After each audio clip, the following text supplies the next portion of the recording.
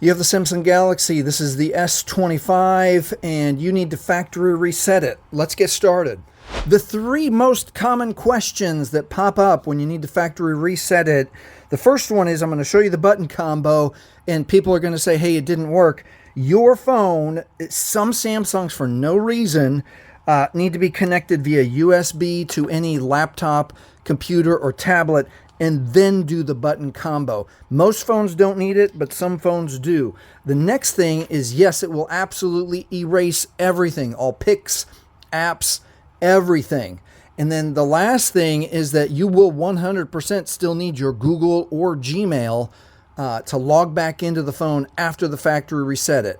After you factory reset it. With that said, let's get started. All right, to factory reset, hard reset, clean and wipe, Samsung Galaxy S25.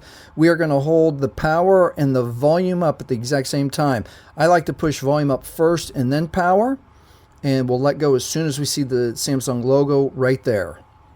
Now, depending on your phone, it could take just a few seconds to up to a minute or two to bring up the Android recovery menu. At the Android recovery menu, we're going to scroll with the volume keys to the Wipe Data Factory Reset.